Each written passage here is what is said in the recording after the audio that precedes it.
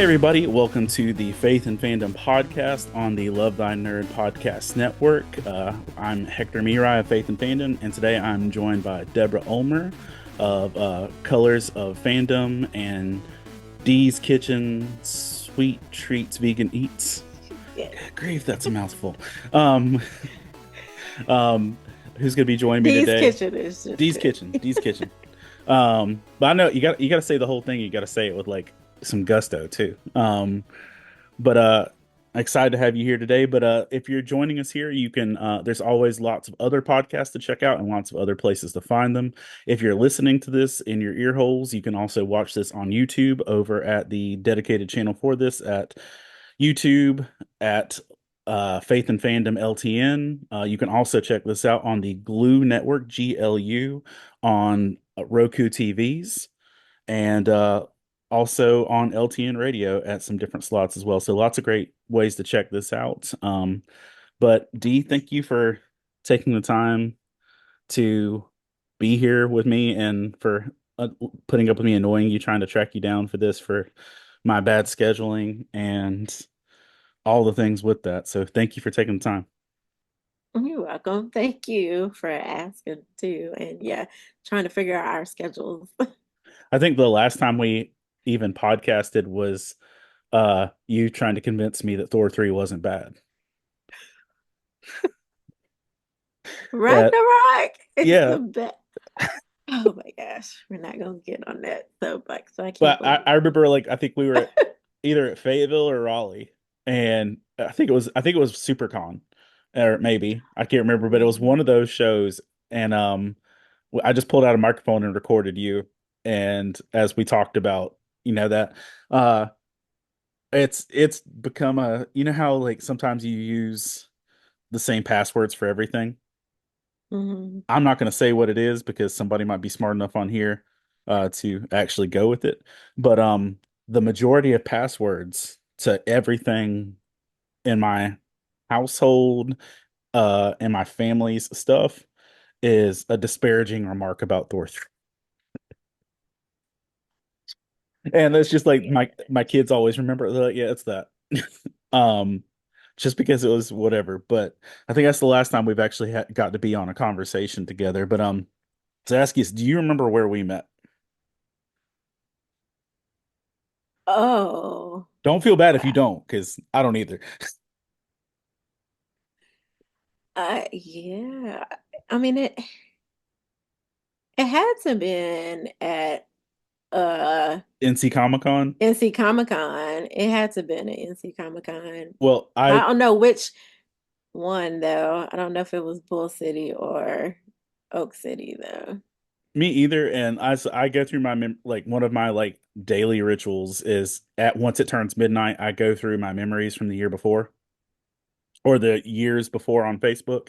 And there was just one yesterday of us at an NC Comic Con, and I want to say it was 2015 or 2016. Now I'm not saying that's the first one because I think my first one there was 2014, but either way, um, it's been a decade and some change. That I've known you and been in your bubble and got to see you do different stuff. And I think one of the things that, just acknowledgement is I think you are probably the most dedicated Walking Dead fan that I know personally. Maybe you might be tied with a kid named Xavier, but is that still your fandom of choice, or where are you at? I mean, it is my biggest fandom, I would say. You know, I do have some other ones that have come since then, or that maybe match up. But as far as like me sticking to it and still doing panels, hosting panels on the Walking Dead universe every year and like still watching all the spinoffs no matter I how was going to ask long. you if you're still doing the spin-offs. Oh yeah, I'm still doing the spinoffs. I still collecting stuff and yeah, I don't think it's ever gonna yeah not be a thing for me. I don't think I ever get tired of it. Just because I love like the story and the characters, even if, all of the shows and episodes aren't up to par, I'm still gonna enjoy what I enjoy in it. So I don't think I've made it past I could be wrong, but in my memory, I don't think I made it 2 episodes past Carl dying.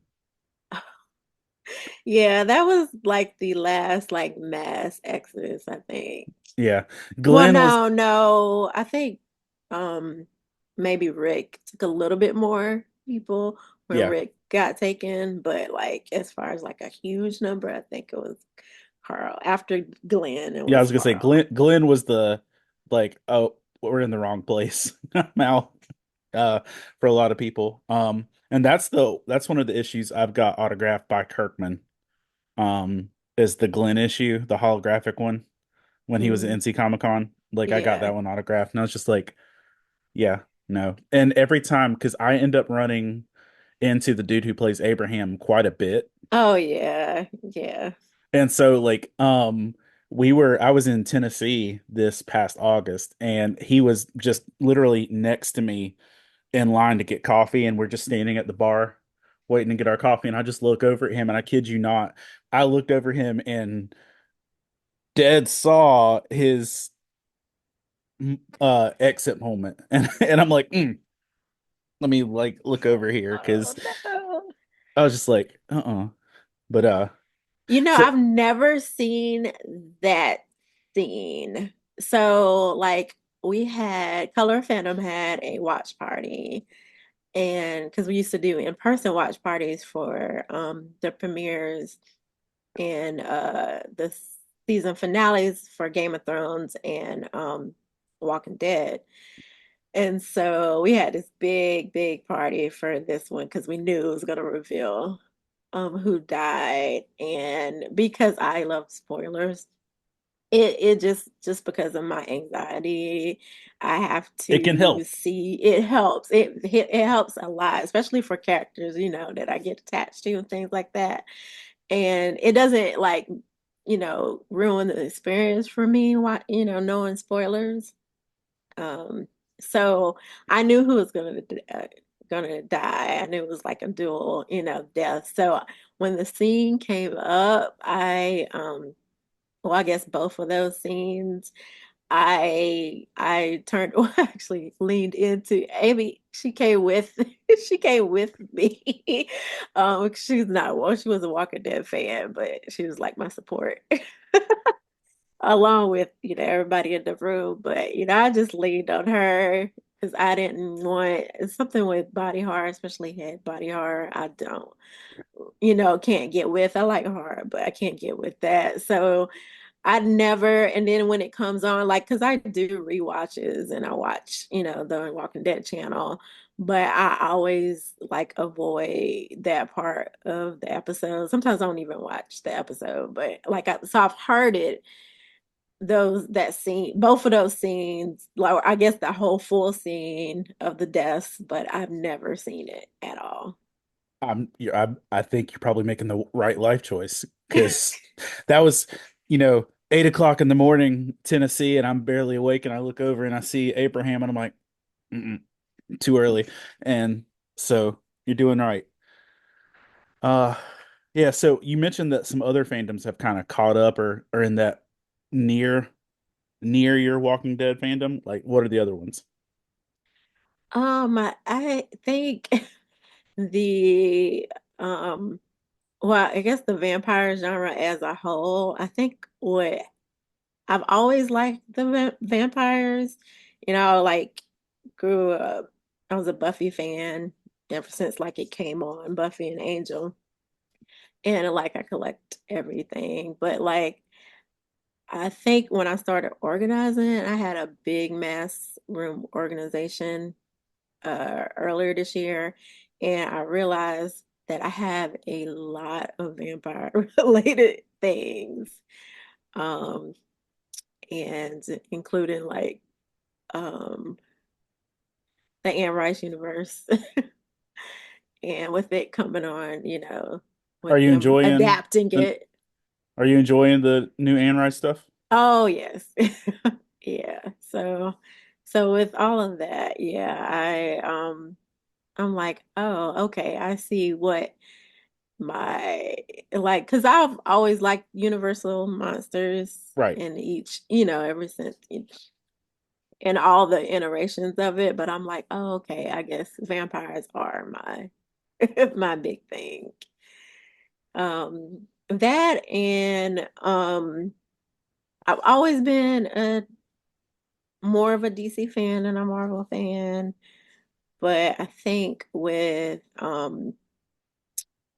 the the the DC um the DC Universe TV shows way back when.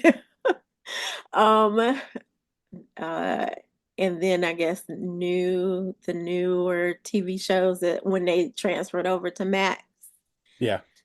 and then all the new stuff that's coming out with the Elseworlds DC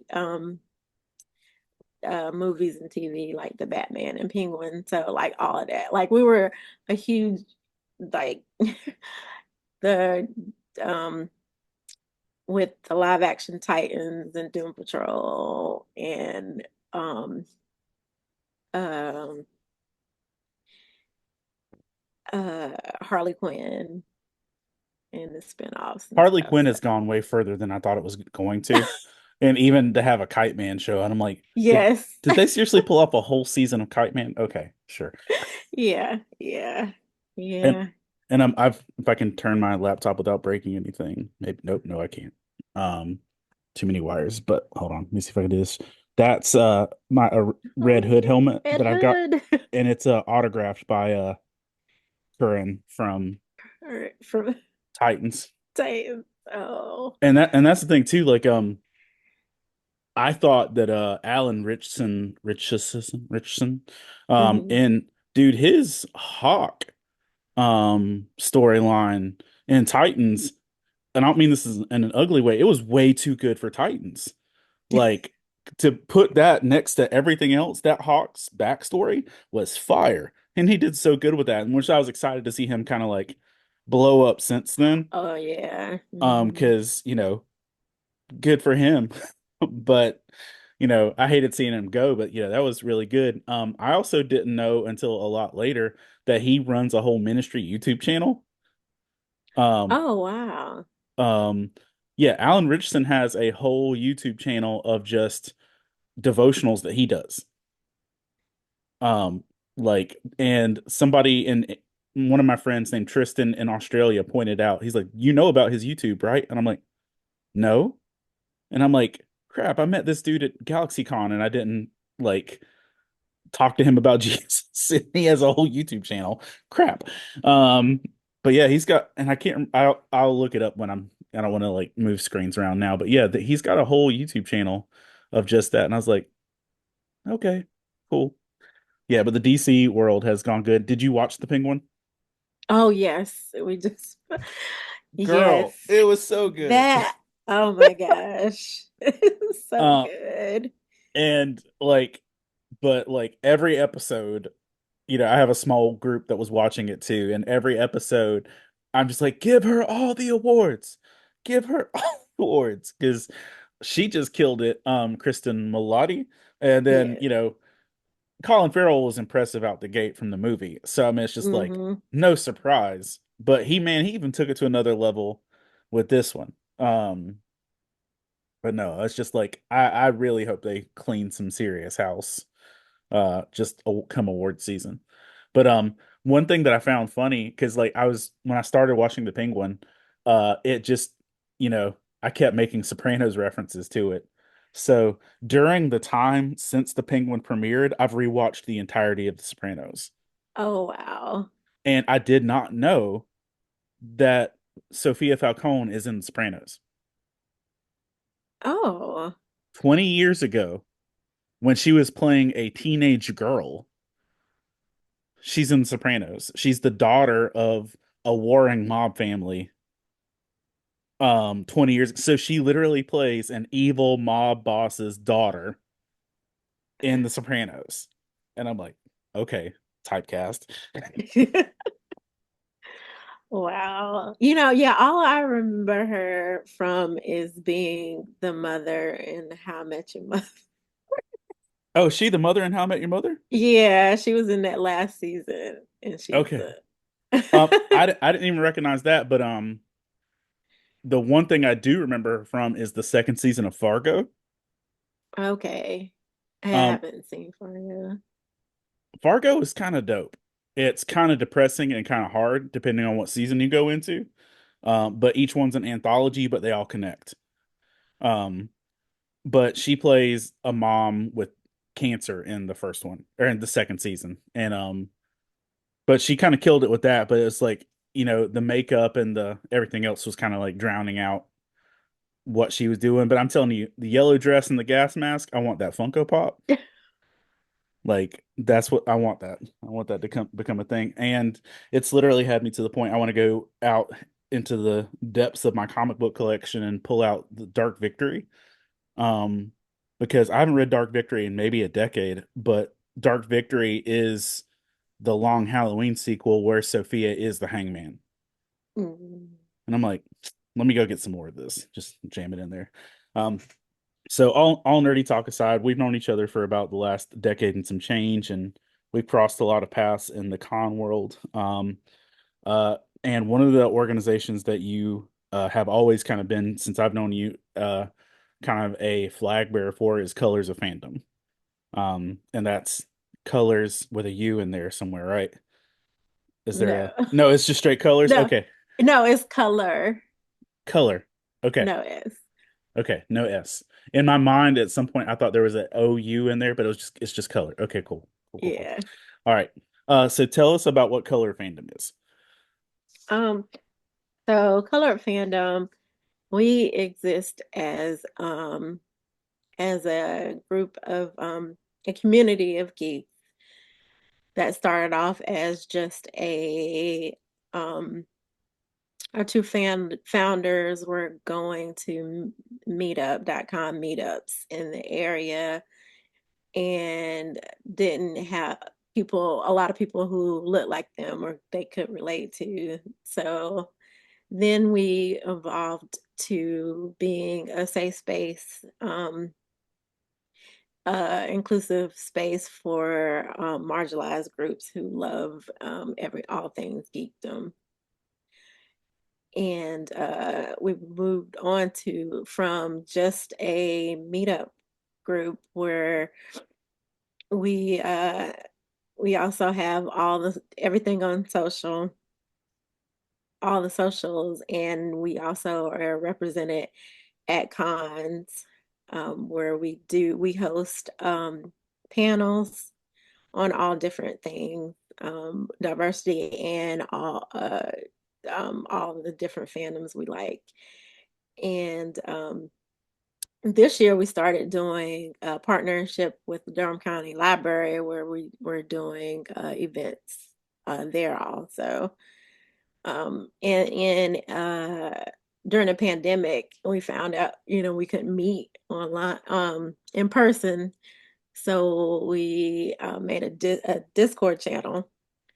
So, and which led us to start our own virtual con. We do a two-day virtual con every year through our Discord channel.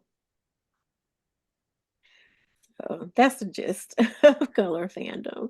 There's nothing that makes me feel old as much as trying to navigate Discord because I feel like I'm cool. I'm with it. I'm one of the cool kids.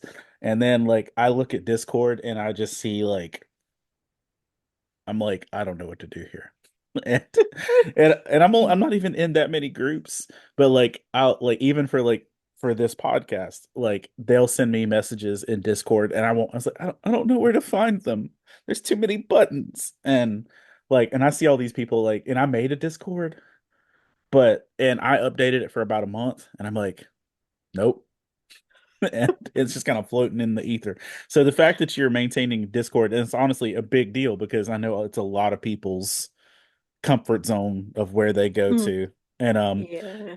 and as my 14-year-old points out very often, she's like, I don't go to Facebook. I'm not old.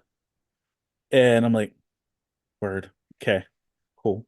Uh like they have Yeah, meetups. it's funny having different social medias for like my business and for color fandom because like you can see the demographic of is what channel or what social media has for different people. Like, I always say our Facebook group is good for creators, or people who like to post articles because a lot of the creators that join our group from all over that we meet at cons and or we know locally, they can post. We're like, feel free to advertise and post and put everything on there you want.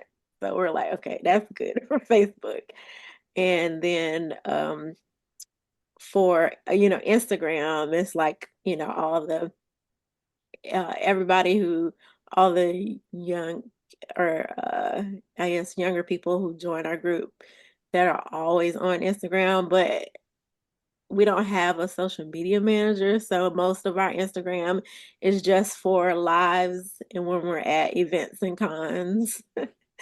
And then for Discord, yeah, everybody who wants to just be online and do everything virtually. What it's like my friend Billy, who's in the Burlington area, he um has a group that just gets up on Saturday mornings and they all get on Discord audio and play different video games and just talk to each other while they're playing games. Like no co-op or anything, just like this is the time we're gonna play games and chit chat. I'm like, I don't got that kind of organization to be able to pull that off. So what would you say has been some of your biggest highlights from Color of Fandom? Um, uh, Probably, I guess like our group, being recognized, especially with NC Comic Con.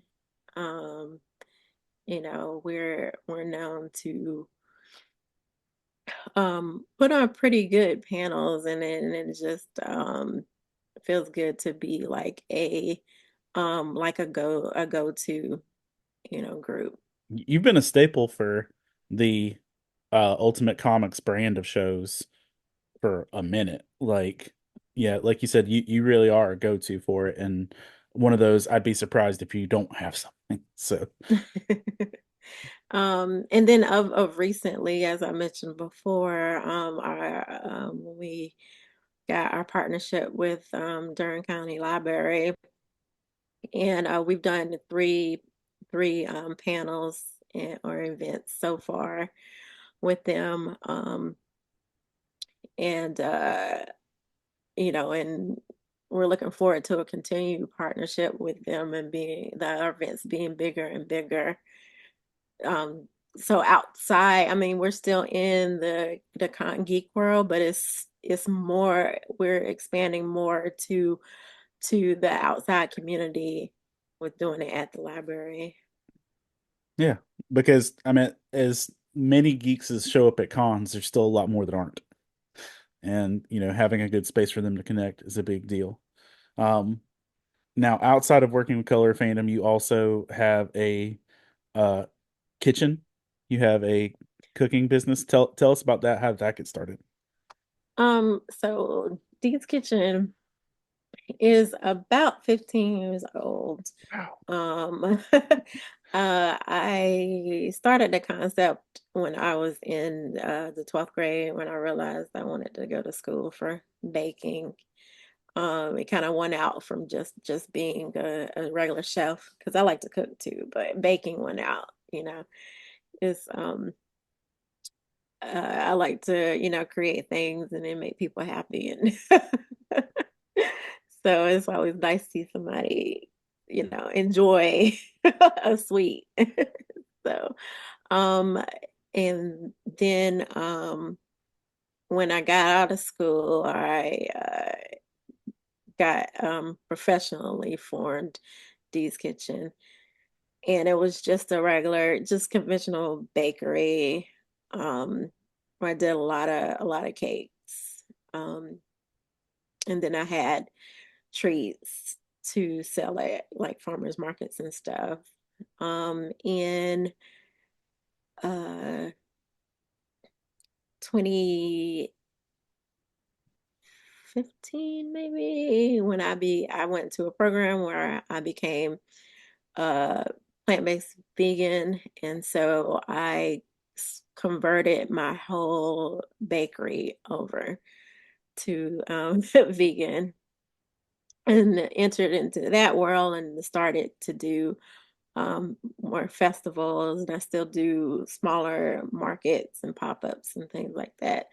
Um, and that gave me the opportunity to start doing wholesale at small businesses, like small coffee shops and mom and pop restaurants and things like that. So that's what I do now. So what led you to become a vegan? And then have you seen like, has it affected your business negatively or positively doing vegan stuff? Um, uh, I became, well, I went to a retreat that was I worked at Whole Foods for the time at the time being, and they had a program where they can send when you apply, they can send people to a plant-based retreat. It was a week-long retreat, and I did it for health at first. And so after the week-long retreat, I was so sold, I started feeling better. I have, allergies and stuff like that. And so, everything, I started feeling better, and I was like, okay, this is what I want to do. Um, and I think because I immediately started like researching and like forming local groups and things like that, with people, with vegans, and gradually able to turn my business over to vegan. So I was already in the space when I completely switched over. So it might have been a little bit easier for me to then just into like jumping into the space. I did lose, like I had some regular customer base, um, that I lost some of that, but then I gained a whole lot more with the vegan community growing, especially like in the triangle. Oh yeah. Yeah, I mean, there's still like places or things I go, like, regular, just some markets in different places. But when I have either when my friends, are there and advertising for me, or, people, like I can get customers that don't traditionally eat vegan, but if they try my stuff at a market and they really like it, they come back. I also through this hone into being a allergen friendly bakery, because with being vegan, and then I got a lot of people who have different types of allergies, but they're not exactly vegan. Um, and so, and then I have people in my family that have a lot of allergies. So in the last few years, I've really tried to advertise myself as, an allergy friendly bakery that everybody can get at least one item from. So that's really, really helped out too. Has like how was being a small business during the pandemic for you? It was it was tough, because I was uh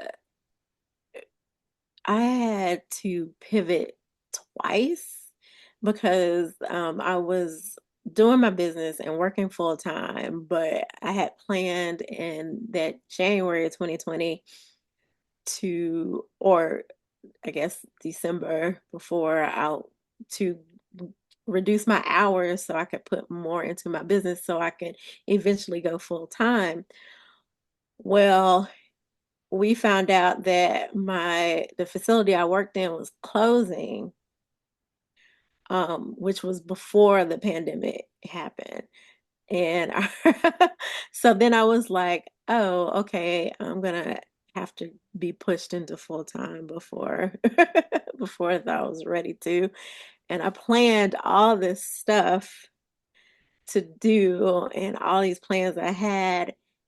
Then the pandemic happened 3 months later. And so I had to figure out because at that time I did have I think 3 locations that was selling my product. And so like um nobody was open and I had to figure out how how to stay afloat. So then that's when I started doing more like weekend markets and weekday markets and things like that. So yeah, and then I didn't get to where I wanted to be um at the time. Like I wanted to be set and everything like that. But yeah, it happened kind of, it's a little rough. Yeah, that was definitely a curveball in a lot of ways for people, but like especially as a small business, I knew that that had to hit you especially hard. Um, but you're doing well now. Yeah, I'm doing good. I mean, you know how the food industry gets, when people are buying, they want to buy food, but when people are trying to save, food is especially food items are a little lower on the list. So, Do you ever set up at cons? um no, I don't. Just because uh well, like I guess the bigger cons that I go to or whatever, I don't like have I just have a stand right now, so I don't have like a truck or anything like that. Plus, I don't make like items that are like specific, like people have like cookies that are um, decorated and things like that. So I'm just like I saying, would probably set up like as a food vendor at a smaller, kind, but like I don't even yeah. That's just usually anything that's not concession food is pretty welcomed at shows after a while. So, um, but I've yet to actually get something from you when you're set up. So that's like on my goal of things is to get something from a booth you're at some point in time. So it's on my list. Um, well, one of the things that kind of prompted us getting for this conversation is one of the things that you were doing for NC Comic Con this year was Amy's TARDIS, and I'll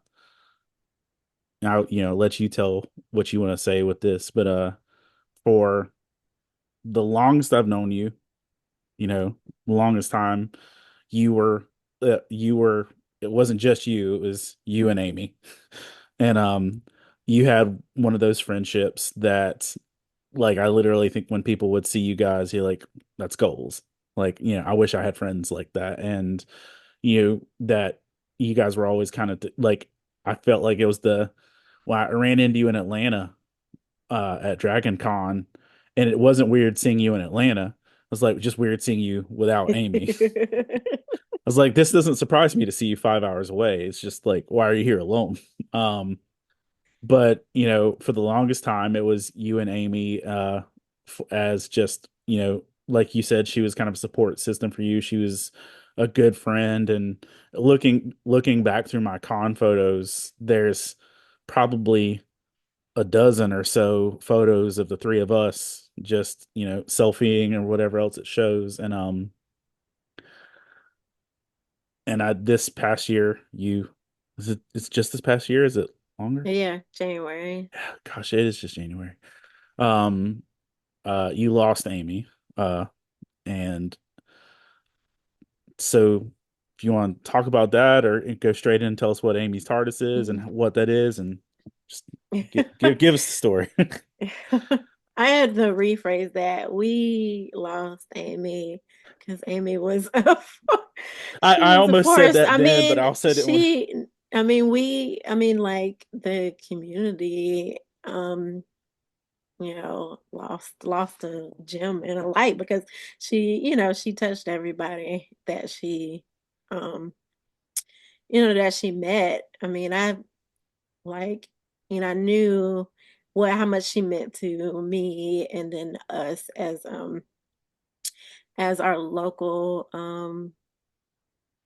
groups, the groups that were in color fandom and also Raleigh Sci-Fi Geeks. But like um when and I knew the things that she was a part of, like the fandom she was a part of when that I wasn't really a part of, but then she was involved in a lot, like in the Doctor Who group.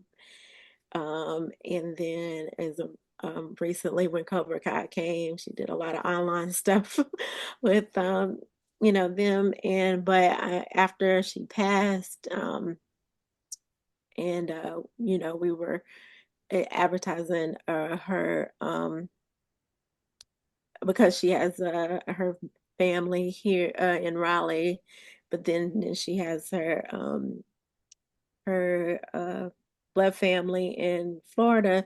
So we had to do a lot of things online to celebrate her life. And I like just discovering how many people she touched from like all over, that like her the she was in a Cobra Kai group that when it got posted on Twitter, one of the creators of Cobra Kai responded, um, about, like um, how Amy was and how involved she was, in like the fan groups and things like that. So it's we lost her way, way too soon, but like the lasting effects that she leaves on us, that we decided um that we wanted to um uh keep her spirit and her legacy uh alive because of the joy that she gave us to start the found Amy's TARDIS, because she is a super, as much as all the fandoms she loves. um Doctor Who and Star Wars and DC and Marvel, that she's a huge Doctor Who fan. So uh and we found she had a commission of her um as one of the doctors. So I was like, okay, this picture is the image that we want everybody to see, for Amy's TARDIS. And the foundation is in uh she in 2016 she was diagnosed with epilepsy, but she still, they never slowed her down in anything. Nope. and, so we wanted to, in her honor, develop this foundation that supports people with any type of disability, whether it's physical or invisible. That's a Um, good way to phrase that. uh, to be able to enjoy cons. Um, we for right now, in with our partnership with NC Comic Con, they donated passes for applicants. And now we have, because we're not set up to take monetary donations yet, we're working on that for next year. Right now, we just have a mailing list out for any information that we will get as far as us uh, getting passes to local events, or when we fully expand, where we can, send people to different cons, or and about uh, are able to fund um, things or needs that they should, to make their con experience good. So, Now, were there folks that got to benefit from it at this past NC Comic Con? we well, unfortunately, we had uh we were able to, but they had scheduling conflict, so it That's didn't. life. Yeah, yeah. And then we didn't get to, just because of, life, and just to advertise as much as we could on both ends. So we weren't able to get, the word out as much as we needed to. But that's why now we're like trying to form this mailing list, so we can have and getting the word out about the mailing list. So, well, we can, send out email blasts for people. That's still going to be a huge thing, and especially if you can get showrunners to actually partner with you, because I know you've already got good connections with NC Comic Con, but like to be able to have that as something, I think that would be a big benefit for any show. But also to be able to have that much contact is obviously work for your group, and everybody's got their own stuff with it. But I do think, in terms of things that are beneficial, but also really do honor and kind of encapsulate, Amy, I think that's a really, accurate and beautiful way to do it. Um, that's really sweet. Um, Asking you just personally, because, I know you said like everybody lost her. How are you doing? And I asked you this like just briefly over the summer, but like you know, and it's the weirdest, like not the weirdest thing, but it's just like con friendships connect in such weird ways sometimes, just because you don't see all the layers that go in between. And like this was not this past summer, but the summer before, uh was at Geek Church when Amy got to meet Ashley from Fangirling Over Jesus for the first Ah, time. yes. And I just like remember like Yeah, in person, it, yes. just standing there watching that go down. I'm like, man, look at God, and look at cons, and look at all the unity going on here. I was like, this is just great. And shortly after, like, because when you messaged me about Amy, I was like, I'm gonna call Ashley and tell her. And you know, I I'm a in pastoral ministry, I've had plenty of these phone calls of something of these natures. I I was foolish in not prepping myself more for that phone call, because I had on my mind a reaction or response, and then I'm that was also the first week of my new Muggle job, so I'm sitting in a legit office, and like I'm just like, let me call her real quick and just let her know, and let's just like just hearing her response at that point in time was just like, oh, you never really are prepared for how much people are impacted and how much people's loss impacts you. Um and I know that just even in that moment, just hearing one other person's thing, but like for you, what's been your process? What have how have you gone through everything? Well, I would preface to say that um, Amy was the third close loss that I had 3 years in a row in January.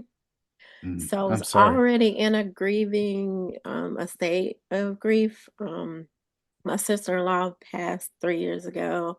One of my other close best friends that I had known for like 18 years passed away 2 years ago in January. And then, so I was already apprehensive about January, and both of those passings were unexpected. Um, so with so I was already in grief therapy for a year. Um, and then this unexpected tragedy happened. I was sitting right here when I realized what happened. Um, Getting or figuring out because Amy had just moved in with me a month prior. Uh, and we just wanted to um after her losing her father 6 months prior, uh I just invited her to come, share the house that I have with my other housemate, so we can all, share in everything, life and expenses, and just start our little community or our we always talked about a golden girls home. um so Uh, so yeah, when it happened, my uh I guess the core of my other color fandom admins, uh they all came over the next day and helped me through the day because I still had to work. I own my own business, so I don't have like downtime. Yeah. I couldn't I was in a state of shock. Um, but they helped me through it. Because I had to I was kind of numb a lot at the time just because I was already in grief. So it was like I was just doing motions and I had to keep everything going, with my business and the group and my family life and things like that. So I am so thankful that I was already in counseling um, because I was able to talk to my counselor every week about um, Amy's loss. And then the fact that she um we shared space, like I always felt that her presence is, is here with me. So um I there are things that come up, like as far as uh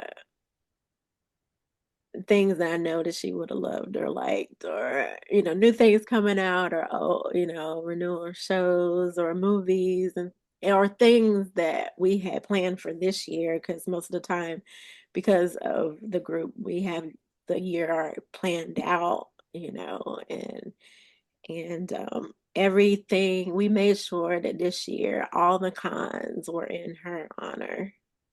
um and I think all of that, helped me through um uh the loss um of of my, I guess, yeah, my best friend for 9 years, I think. We were almost like instant friends when she moved here. Um, Coming from Florida, and she joined her geek groups, and then we met, and it was just like, oh, this, Did we just become best friends? Yep. yeah, basically. Um, yeah, so I mean, yeah, like I said, at the beginning, it was, I had very uh numbing and or hard hard days. Um, but it helps that we like the our geek community, that we're able to um like talk about her, and just uh like keep her who she was, just alive in like everything that we do. There was a right after, I think it was when actually had the memorial service. I was at a show in Kentucky, and the booth next to me was doing a live painting for the whole weekend, and it was a Wonder Bat painting. And I'm just like, I'm just like, I was like, let me know how much that is when you're done. But what, yeah, I mean, yeah, obviously you're still within the first year of this whole thing, but what do you have any advice or encouragement for people that lose close ones? Because I mean, not that it's something to be callousy, but I think we're all kind of used to losing our older family. We're used to losing older family members and stuff, not people who are, right beside us. And that, so do you have any advice or wisdom on the other side of this to share with people? And if you don't, it's okay. I mean, um, I think you first of all have to have a support. If you don't have a huge support system, at least like somebody that you can go and talk to, um that that knows you personally, and a professional in any capacity, that you trust. Um, 'Cause like I said before, I don't know how I could have got through these last couple of years without my counselor. And then my group of friends, um, and family, and then uh, and of course I leaned leaned a lot into my faith, um, um, and um, and knowing or feeling like, because like, I believe how people go on, but like I do believe that people have, their spirit is there to help you. And so like I still, uh even though I miss her, I still know I can talk to her. you know and then where I know where she is, and then so I just I think with all of those things, and to like find whatever comforts you, outside of people too. I go to like music, and all my fandom shows or comfort, or some people might have comfort in like comic books or games. So just, make sure you have time to, do that self-care in whatever is your comfort.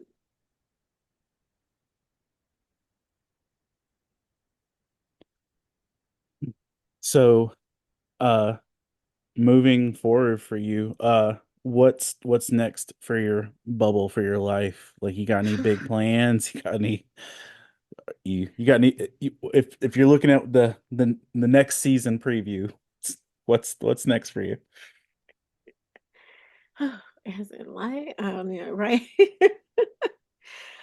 Ooh, um, I guess out with it's well, I don't have any big. I mean, it's more of, the same of, I mean, of course we're trying to like, launch Amy's TARDIS into a full um nonprofit um foundation. Um but our friend Robin, she just sent us the Google Calendar for next year.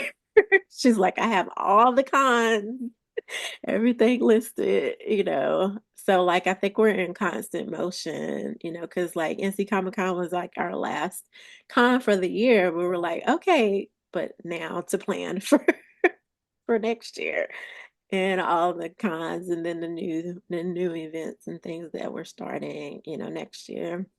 Um on that scale.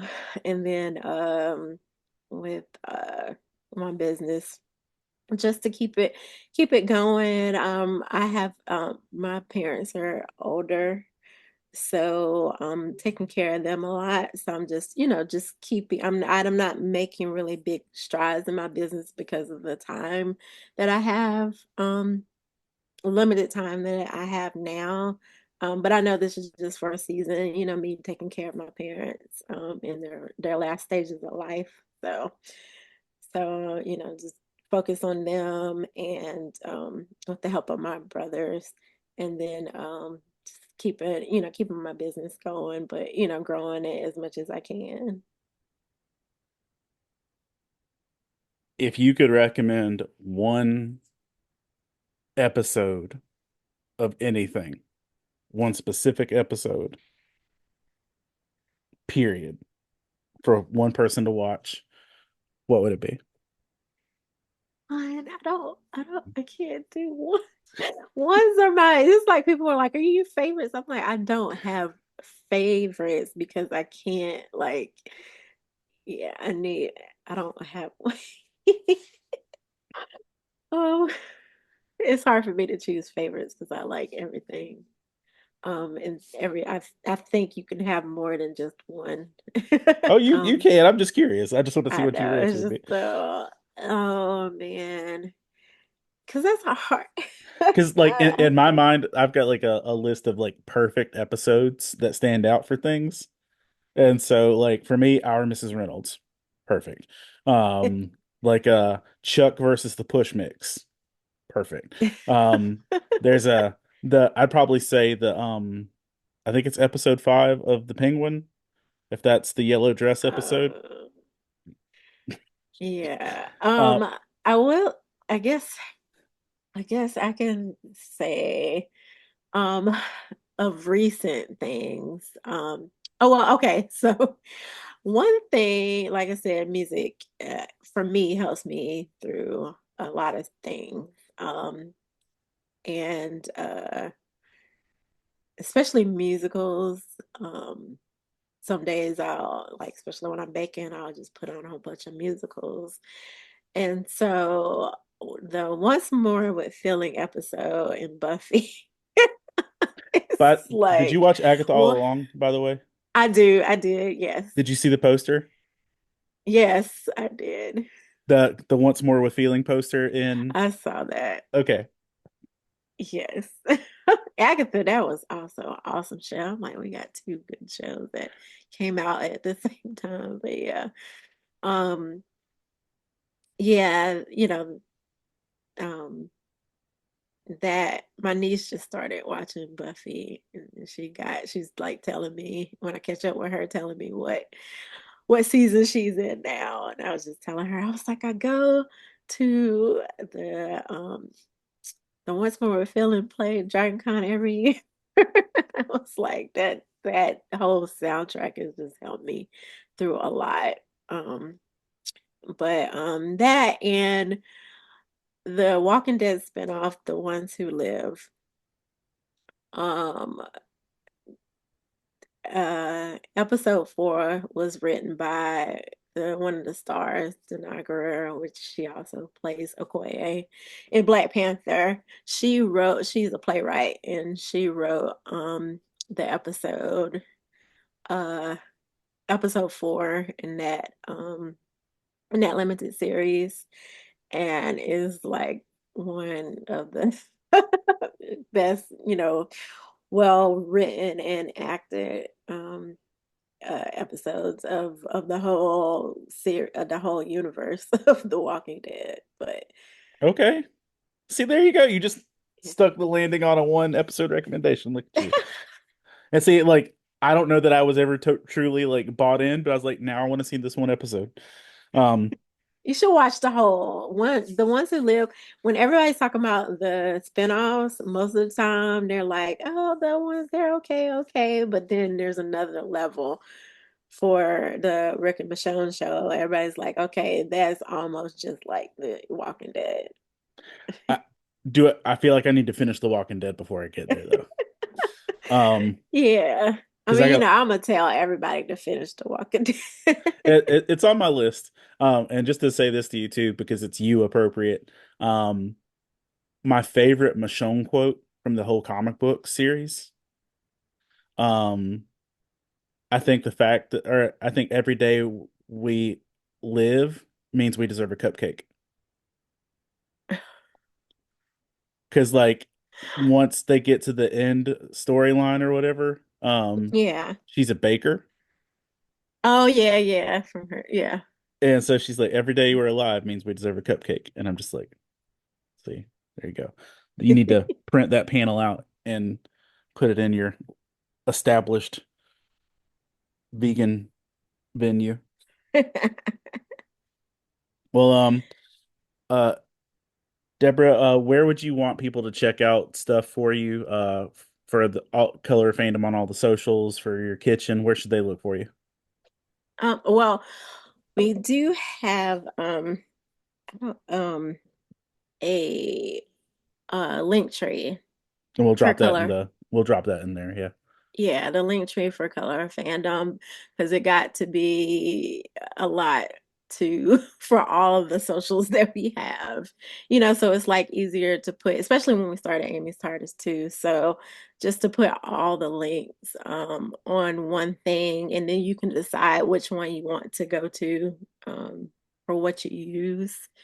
And then for Dee's Kitchen, my most of the things I post on Instagram, but then it goes to my Facebook page, but it's all the same tag, and it's I'm trying to forget because it's DK Sweet Eat. So it's like at DK Sweet Eats. Um and then I post everything where I am, or who sells my product, and all of it. Sweet. Well, it was good to talk to you for the like this is the longest conversation we've had in a minute. Um, it's good to talk to you and thank you for sharing your story and thank you for sharing just your heart with things. And I hope it's been encouragement to those who are listening and watching and you as well. And I hope that I'm gonna get to see you sometime soon in the near future. Yes. My daughter's in Durham for school, so I'm like trying to like get there back and forth a little bit more now.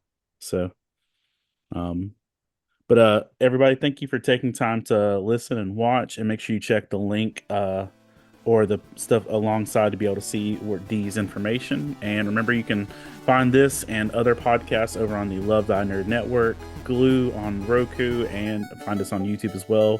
You'll find all of those things there. So thank you for taking time to listen, and we'll see you soon. Bye, everybody. Bye.